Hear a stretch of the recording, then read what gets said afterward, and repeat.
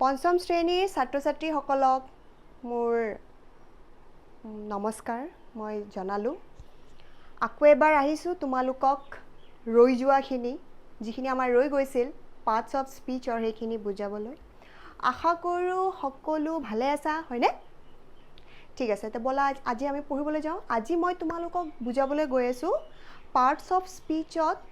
Of speech বিষয়টোৰ যিখিনি আমাৰ ৰৈ গৈছিল কনজাংশন আৰু ইন্টাৰজেকশন হয়নে এটা হৈছে সংযোজক অব্যয় আৰু আনটো ভাৱবোধক অব্যয় এইখিনি বুজোৱাৰ পিছত মই তোমালোকক কবিতা বুজাবলৈ গৈ আছোঁ কবিতাটোৰ নাম কি হোৱাট ডাজ লিটল বাৰ্ডি সে তে তোমালোকে মই লিখাই দিয়া নোটছখিনি আৰু নিজৰ মেইন টেক্সট বুকটো উলাই ৰাখিবা দেই মোৰ ভিডিঅ'টো যেতিয়া চাবা তে বলা আমি পঢ়ো হয়নে কনজাংশন সংযোজক অব্যয় যি পদে দুটা শব্দ বা দুটা বাক্যক একলগ কৰে তাক কনজাংশন বোলা হয় যেনে Ram and Hari are good friends he is poor but happy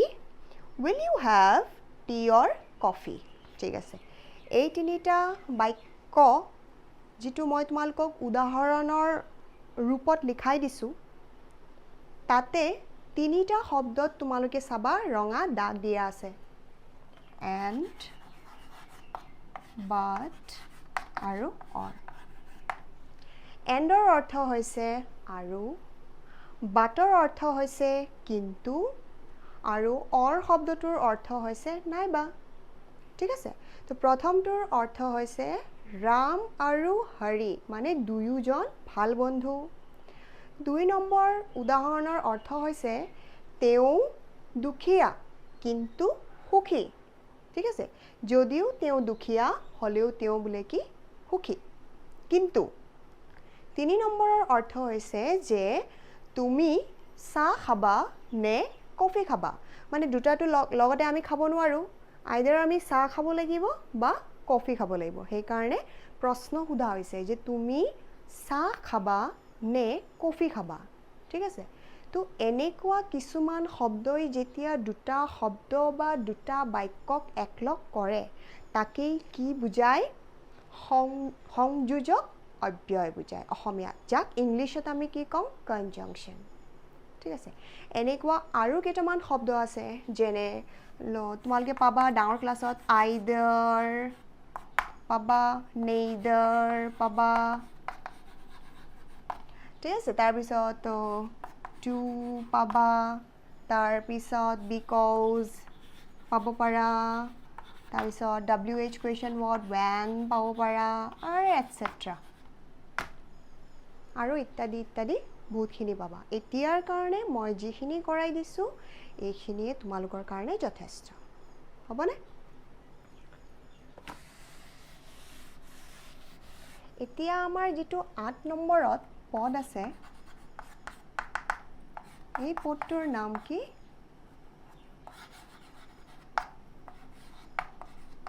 ইন্টাৰজেকশন যাক কি বোলা হয় ভাৱবোধক অব্যয় লৈ লোৱা তোমালোকে লৈ লও মেলি লোৱা চোৱা যি পদে মনৰ আনন্দ দুখ বিস্ময় প্ৰকাশ কৰে তাক ইন্টাৰজেকশন বোলা হয় মানে এই পদে কি কৰে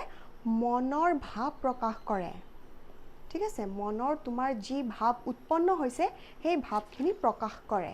যেনে তোমালোকে উদাহৰণত চোৱা মই কি লিখাই দিছোঁ হুৰ্ৰা we have won the match হুৰ্ৰা মানে কি ভাৱ প্ৰকাশ কৰিছে আনন্দৰ ভাৱ প্ৰকাশ কৰিছে তুমি ফূৰ্তি হৈছা হয় নহয় নেক্সট চোৱা alas the man is dead মানে হাই মানুহজন ঢুকাল ইয়াতো তুমি সুখী নোহোৱা আনন্দ নোপোৱা তোমাৰ দুখ লাগিছে কাৰণ কোনোবা ঢুকাইছে হয় নহয় তো যেতিয়া কোনোবা ঢুকায় তেতিয়া আমাৰ মনৰ ভাৱ কি হ'ব alas কি হ'ব alas ঠিক আছে 3 নম্বৰ উদাহৰণটো মই লিখাই দিছোঁ ও গড সেভ আস ও গড মানে ইয়াতে অনুৰোধ কৰিছে প্ৰাৰ্থনা কৰিছে কাক ভগৱানক ও গড সেভ আস মানে আমাক ৰক্ষা কৰা ভগৱান হে ভগৱান আমাক ৰক্ষা কৰা তেনেকুৱা আৰু কিছুমান শব্দ আছে যেনে wow, wow,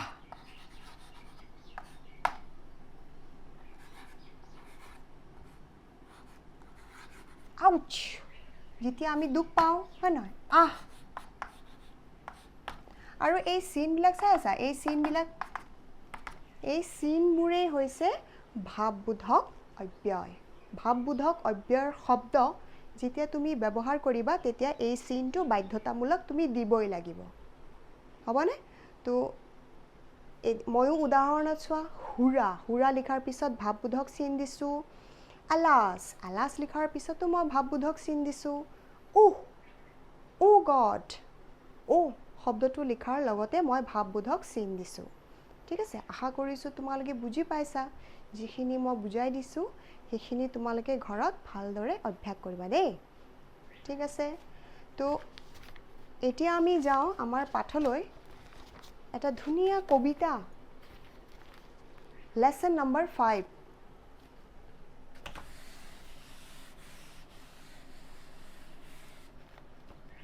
লেসন নম্বৰ 5 কবিতাটোৰ নাম কি What does little birdie say okay তো এই কবিতাটো কাৰ ওপৰত আছে তোমালোকে চাইছা চৰাইৰ ওপৰত আছে হয় নহয় তোমালোকক বাওঁফালে চৰাইৰ বাঁহ তোমালোকে দেখি পাইছা তাৰপিছত তাতে সৰু চৰাই কেইটামান দেখি পাইছা তাৰপিছত মাজনী আছে হয় নহয় ডাঙৰ চৰাই আছে তো এই কবিতাটোত তোমালোকে গমেই পাই গ'লা যে কিহৰ বিষয়ে দিয়া আছে চৰাইৰ বিষয়ে তে বলা আমি পঢ়ো হয় নহয় ভালদৰে শুনিবা মই পঢ়ি যাম আৰু পৰাপক্ষে মোৰ নিচিনা পঢ়িবলৈ ঘৰত চেষ্টা কৰিবা দেই What does little birdie say? What does little birdie say in her nest at peep of day? Let me fly, says little birdie. Mother, let me fly away. Birdie, rest a little longer till the little wings are stronger. So she rests a little longer, then she flies away. কবিতাটো মই ধুনীয়াকৈ পঢ়ি দিলোঁ তোমালোকে ঘৰত অভ্যাস কৰিবা পঢ়িবা এতিয়া আমি অলপ কবিজনৰ বিষয়ে বুজো কবিৰ নাম দিয়া আছে এলফ্ৰেড টেনিসন তেওঁৰ সম্পূৰ্ণ নাম হৈছে এলফ্ৰেড লৰ্ড টেনিসন তেওঁৰ জন্ম হৈছিল ইংলেণ্ড নামৰ দেশত তেওঁ এজন ব্ৰিটিছ কবি আছিলে তেওঁৰ জন্ম হৈছিল 6 আগষ্ট 1809 চনত হ'ব আৰু অন্তত তেওঁ ৰোগগ্ৰস্ত হৈ 83 বয়সত 6 অক্টোবৰ 1892 চনত তেওঁ মৃত্যুবৰণ কৰিলে এতিয়া বলা আমি কবিতাটোৰ মূল ভাৱ বুজিবলৈ যাওঁ মই বুজাই দিম তোমালোকে মনোযোগেৰে শুনিবা What does little birdie say in her nest at peep of day কবিয়ে তোমালোকক সুধি আছে যে তোমালোকে গম পাইছানে যে little birdie মানে কোন চৰাইৰ পোৱালিটোৱে নিজৰ মাকক কি কৈ আছে What does little birdie say little birdie নিজৰ মাকক কি ক'ব বিচাৰিছে কি কৈ আছে in her nest at peep of day বাহত থাকি আৰু সময়টো কেতিয়া দিছে peep of day মানে কি পুৱতি নিশা যেতিয়া অলপ অলপ পোহৰ হৈ থাকে আৰু অলপ অলপ আন্ধাৰ হৈ থাকে হ'ব তাৰ পিছত কৈছে let me fly says little birdie mother let me fly away মানে little birdie নিজৰ মাক অনুৰোধ কৰিছে যে মামা ময়ো তোমাৰ দৰে উৰিব বিচাৰো তুমি যেনেকুৱা উৰা আকাশত নিজৰ পাখি দুটা মেলি তেনেকুৱা ময়ো উৰিব বিচাৰিছো মা মোক নিজৰ লগত লৈ যোৱা না বুলি লিটল বাৰ্ডি নিজৰ মাক অনুৰোধ কৰিছে হ'ব তাৰ পিছত চোৱা Bardi rest a little longer till the little wings are stronger মায়ে ধুনীয়াকে ডাঙৰ চৰাইটোৱে নিজৰ কেঁচুৱাৰ কথা মনোযোগেৰে শুনিলে আৰু অন্তত নিজৰ কেঁচুৱাটোক বুজাই দিলে সেই লিটল বাৰ্ডি মাকে বুজাই দিলে যে বাৰ্ডি তুমি আৰু কেইদিনমান বাঁহত থাকিব লাগিব হ'ব till the little wings are stronger এতিয়া তোমাৰ পাখি দুটা ইমান মজবুত হোৱা নাই তুমি ইমান সক্ষম নহয় যে তুমি মোৰ দৰে উৰিব পাৰিবা তুমি আৰু কেইদিনমান বাঁহতে থাকা আৰাম কৰাচোন যেতিয়া তোমাৰ পাখি দুটা ষ্ট্ৰং হৈ যাব শক্তিশালী হ'ব তেতিয়া মই নিজে তোমাক মোৰ লগত লৈ যাম ঠিক আছে So she rests a little longer then she flies away তাই নিজৰ মায়ে কোৱা কথাটো শুনিলে আৰু কেইদিনমান নিজৰ বাঁহতে আৰাম কৰিলে কেইদিনমান যোৱাৰ পিছত যেতিয়া তাইৰ অনুভূতি হ'ল যে তাইৰ পাখি দুটা ষ্ট্ৰং হৈছে তাইও কি কৰিলে নিজৰ মাৰ লগত উৰিবলৈ চেষ্টা কৰিলে আৰু অন্তত তাই উৰিবলৈ সক্ষম হ'ল আৰু নিজৰ মাৰ লগত তাই বাঁহ এৰি উৰি গুচি গ'ল তো এই কবিতাৰ পৰা আমি কি শিক্ষা পালোঁ ক'ব পাৰিবানে এই কবিতাৰ পৰা আমি এই শিক্ষা পালোঁ যে আমি নিজৰ ডাঙৰ জ্যেষ্ঠ লোকৰ বিশেষকৈ মা দেউতাৰ কথা মানি চলিব লাগে কাৰণ যদি আমি সিহঁতৰ কথা নামানো আমি জানো আমাৰ কি হ'ব ক্ষতি হ'ব ঠিক আছে তো সকলোৱে যাতে নিজৰ মা দেউতা আৰু ডাঙৰ জ্যেষ্ঠ লোকৰ কথা শুনিবা যি কয় সেইটো কৰিবা তোমালোকে যদি সিহঁতৰ কথা নুশুনা তোমালোকে নিজে জানা তোমালোকৰ কি হ'ব ক্ষতি হ'ব ঠিক আছে তো কবিও চোৱা কবিজনেও এইষাৰ কথাই বুজাব বিচাৰিছে যে চোৱা লিটিল বাৰ্ডিয়ে যদি মাকৰ কথা নুশুনি তাই যদি উৰা মাৰিলে হয় তেতিয়া কি হ'লে হয় তাই মৃত্যু হ'লে হয় কাৰণ তাইৰ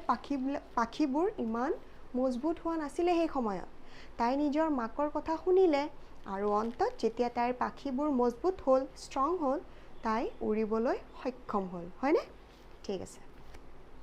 এতিয়া তোমালোকে কবিতাটো সম্পূৰ্ণ মুখস্থ কৰিবা কাৰণ কবিতাটো ৮ শাৰী আছে ঠিক আছে প্ৰশ্ন উত্তৰবোৰ মই তোমালোকৰ গ্ৰুপত দি দিম হোৱাটছআপত ধুনীয়াকৈ তোমালোকে লিখি ল'বা দেই আৰু সকলোৱে যাতে মই বুজোৱা যিমানটা পাঠ তোমালোকক যিখিনি বুজাইছোঁ যেনে ডে বাই ডে আই ফ্লোট মাই পেপাৰ বোটছ কবিতাটো do you know' me part 2 trains কবিতাটো Chandrayaan 1 a mission to the moon আৰু আজি বুজালো what does little birdie say এইখিনি যাতে তোমালোকে ঘৰত ভালদৰে পঢ়ি থোৱা ভালদৰে মুখস্থ কৰি ৰাখিবা কবিতাবোৰ প্ৰশ্ন উত্তৰবোৰ হ'ব আৰু যদি কিবা অসুবিধা হয় মোক ক'বা ঠিক আছে আজিৰ কাৰণে ইমানেই ধন্যবাদ